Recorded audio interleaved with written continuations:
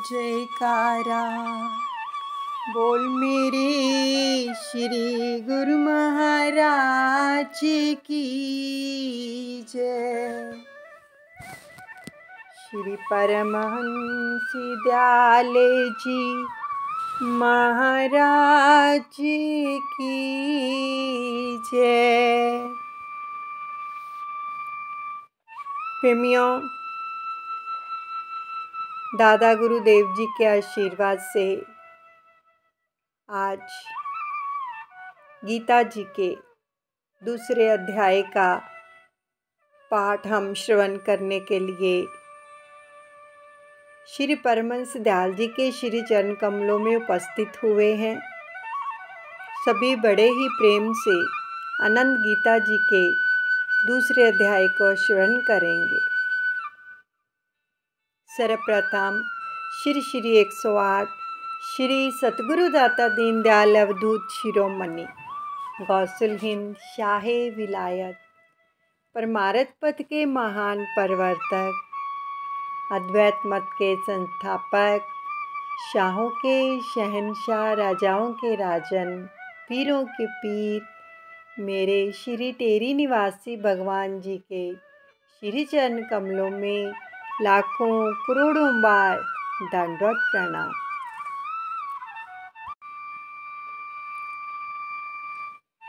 अनंत गीता जी के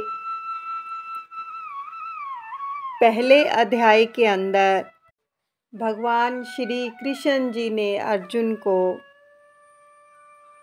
आत्मबोध करवाया, यानी आत्मा नित्य है, ये मरती नहीं है, तो उठ और युद्ध कर। अब दूसरा अध्याय भगवान श्री कृष्ण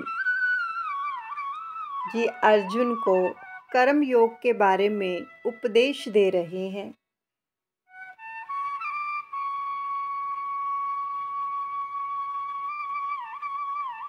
युग परिवर्तन के साथ साथ जो परिस्थितियां हैं उनका भी परिवर्तन होता है। भगवान अर्जुन को कर्तव्य पालन के बारे में समझाते हुए फरमाते हैं, कर्तव्य पथ को छोड़ना इसका बुरा परिणाम है। प्राण कर देना निछावर क्षत्रिय की शान है। भगवान कृष्ण अर्जुन को समझा रहे हैं कि तू कर्तव्य का पालन कर और तेरा कर्म है युद्ध करना। जो मनुष्य अपने कर्तव्य का परित्याग कर देता है उसे बहुत विपत्तियों का सामना करना पड़ता है। इसलिए रण क्षेत्र में जाकर शत्रु का सामना करना ही शूरवीरता दिखलाता है। भगवान कृष्ण अर्जुन को समझा रहे हैं। महाभारत के अंदर एक प्रसंग आता है,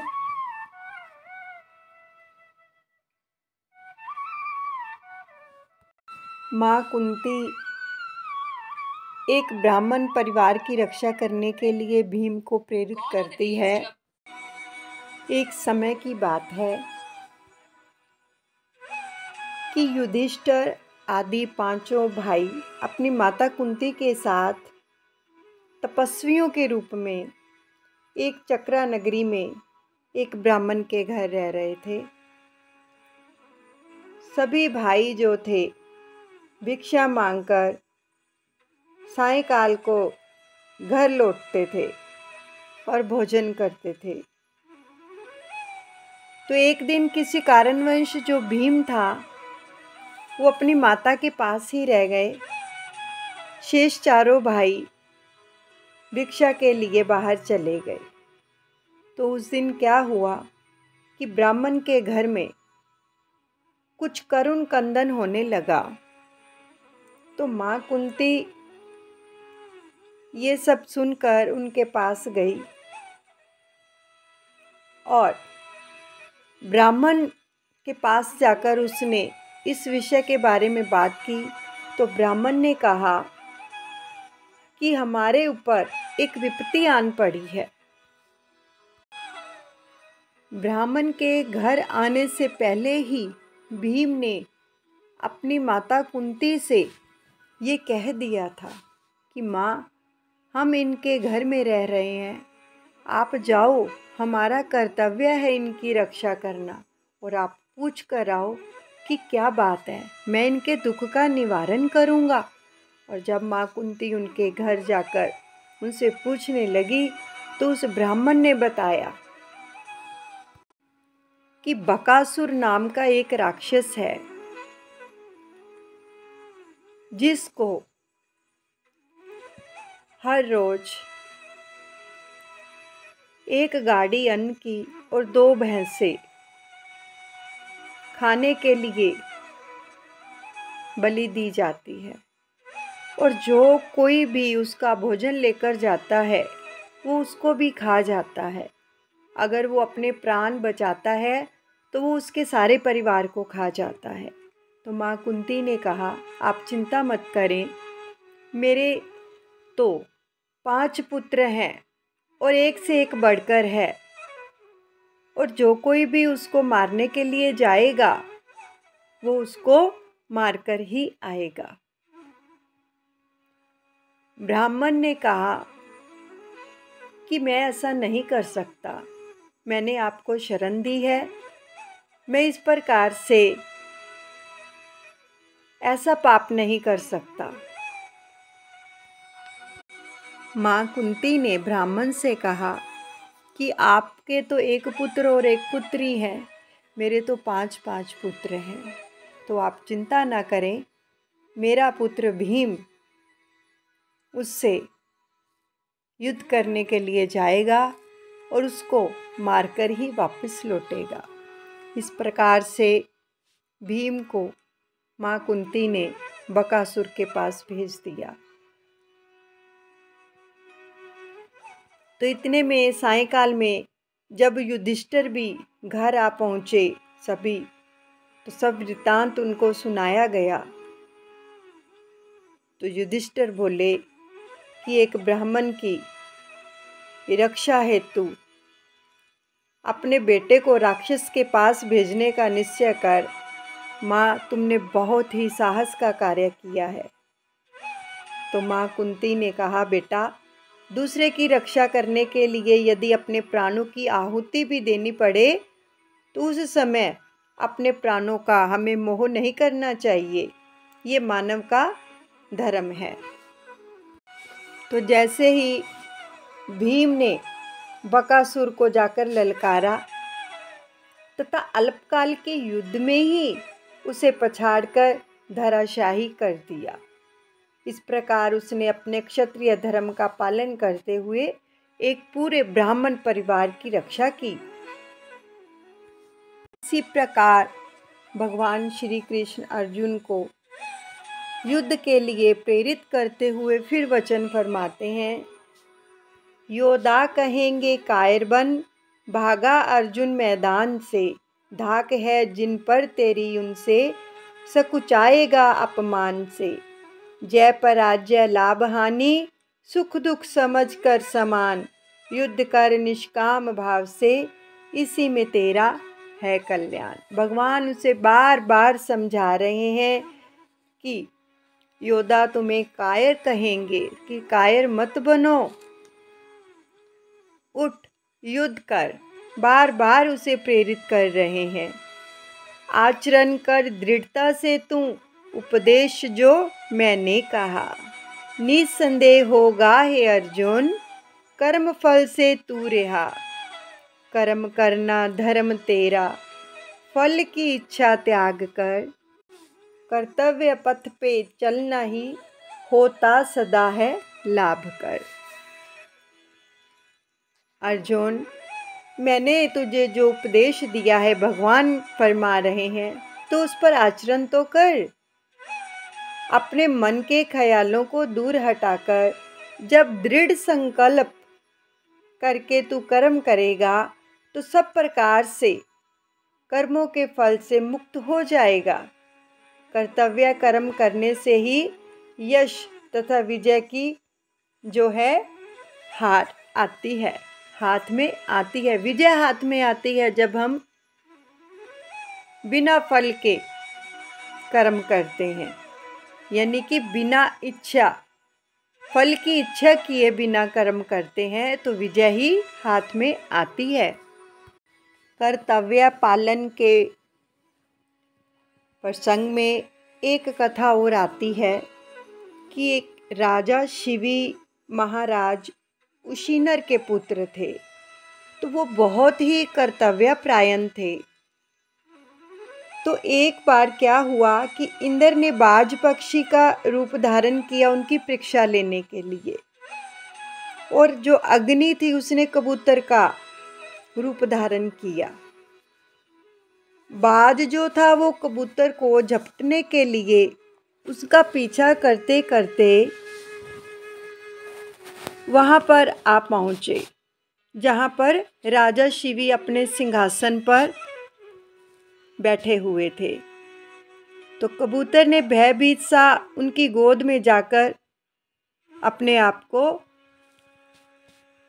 उनकी गोद में गिर गए, अपने आप को उनकी गोद में गिरा दिया और कहने लगे, राजन, एक बाज मेरा पीछा कर रहा है, मैं उससे भयभीत होकर आपकी शरण में आया हूँ, कृपया मुझे आश्रय दीजिए। तो राजा ने कहा, कपोत, अब तुम्हें भयभीत होने की जरूरत नहीं है, मैं तुम्हारी रक्षा करूँगा।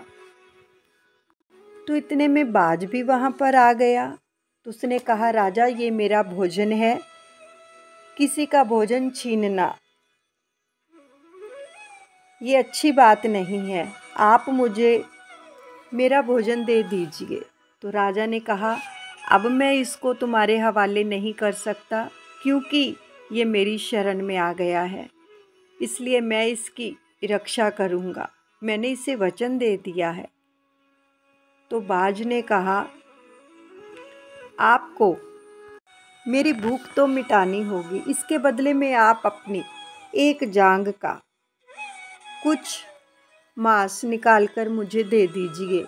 तो राजा कर्तव्यपालन थे, कर्तव्यपरायण थे, तो उन्होंने कहा, ठीक है। तो उन्होंने अपनी एक जाग का मांस निकाल कर उसको दिया, लेकिन कबूतर का पलड़ा भारी होता गया। फिर दूसरी का दिया, ऐसे ऐसे करके कुछ अंगों का मांस देने लगे, लेकिन कबूतर का पलड़ा भारी होता गया। तो राजा ने क्या किया, अपने आप को ही एक पलड़े में रख दिया। तो इतने में उनका इस प्रकार से कर्तव्यपरायण देखकर कबूतर और बाज अपने असली रूप में आ गए और उनको बहुत वरदान दिए और कहा कि हम बहुत खुश हुए हैं आपके कर्तव्यपरायण से, इस पालन से। हम आपको अभयदान देते हैं और आपकी काया आगे से भी सुंदर हो जाएगी। तो इस प्रकार भगवान अर्जुन से उपदेश कर रहे हैं कि जो प्राणी कर्तव्य का पालन करते हुए अपने प्राणों को निछावर कर देते हैं अर्जुन, वे अमर हो जाते हैं, सर्वदा के लिए उनका नाम विश्व में चमकता है और वे मुक्त रूप हो जाते हैं। भगवान कृष्ण अर्जुन को फिर उपदेश देते हैं, करना त्याग पाप पुण्य का, ज्ञानी का यह विधान है, भवबंधन से छूटने का योग यही महान है। कामना रहित हो निर्भय होकर बंधन मुक्त हो जाते हैं, समस्त बुद्धि योग के द्वारा परम पद वे पाते हैं। भगवान फरमाते हैं, अर्जुन, पाप और पुण्य दोनों का ही तू त्याग कर दे और समस्त कर्म ईश्वर के समर्पित कर दे। भवसागर के कष्टों से त्राण प्राप्त करने का केवल यही एकमात्र उपाय है। इसी प्रकार सकाम तथा निष्काम कर्म का स्पष्टीकरण करते हुए भगवान श्री कृष्ण ने अर्जुन को उसके कर्तव्य पथ का बोध कराया तथा अंत में यही ज्ञानोपदेश दिया कि कर्तव्य कर्मों को निष्काम भाव से करना ही जीव का परम धर्म है। इससे ही परम पद की प्राप्ति होती है। अब देखो, हमारे संत सत्पुरुष भी हमारे ऊपर निस्वार्थ भाव से दिन रात लगे हुए हैं परोपकार करने के लिए। हमारे सतगुरु कभी भी नहीं ये सोचते हैं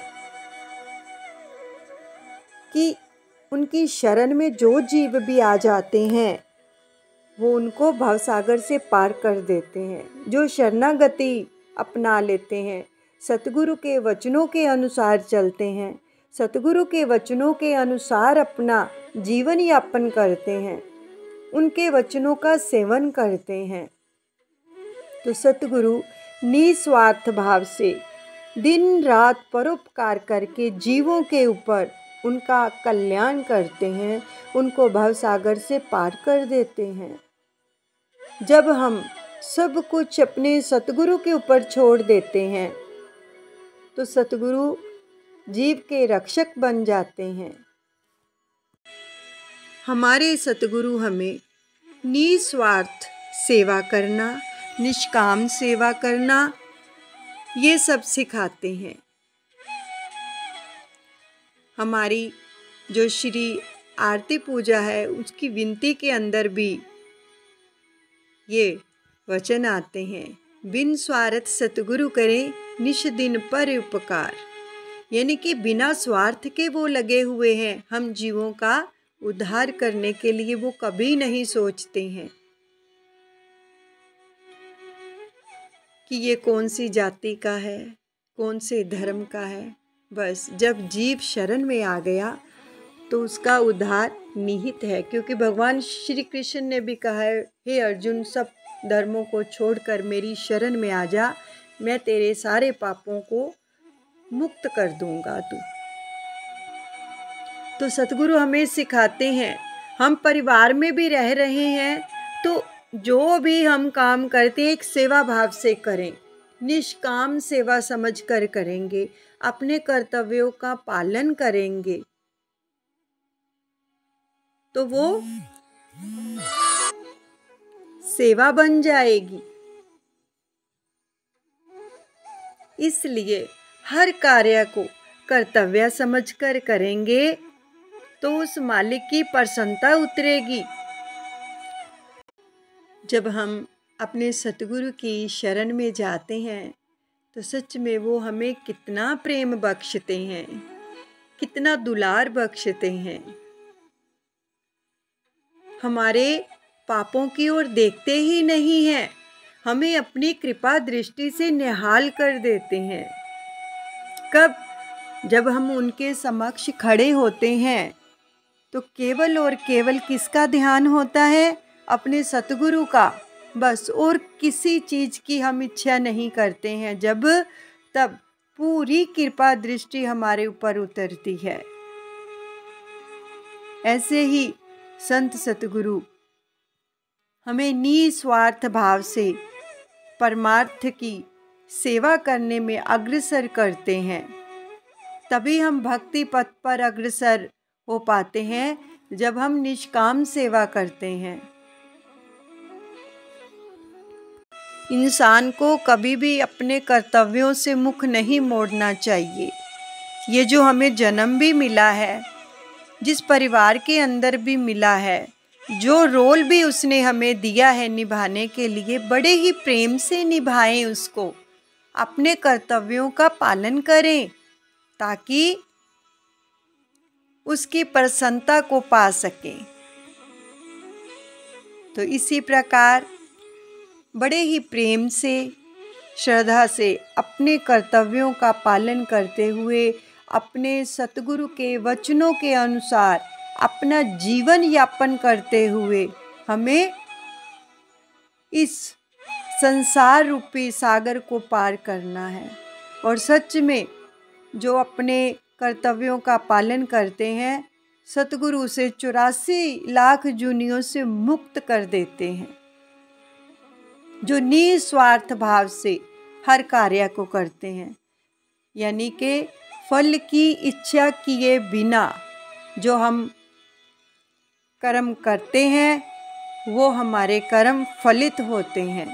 तो इसलिए हर कार्य को निस्वार्थ भाव से हमें करना है, परमार्थ का भी और संसार का भी, ताकि हमें श्री परमहंस दयाल जी की कृपा निरंतर मिलती रहे और हम अपने कर्तव्यों का पालन करते हुए अंत में अपने सतगुरु में ही लीन हो जाएं और निष्काम कर्म करें। ये दूसरे अध्याय में भगवान श्री कृष्ण ने अर्जुन को कर्म योग के बारे में बताया। I love you, I like you, I respect you. Shri Paramhans Dayal ji bless you, bless you, bless you all. Gurmukh bless you. बोलो जयकारा बोल मेरे श्री गुरु महाराज की जय। श्री परमहंस दयाल जी भगवान की जय।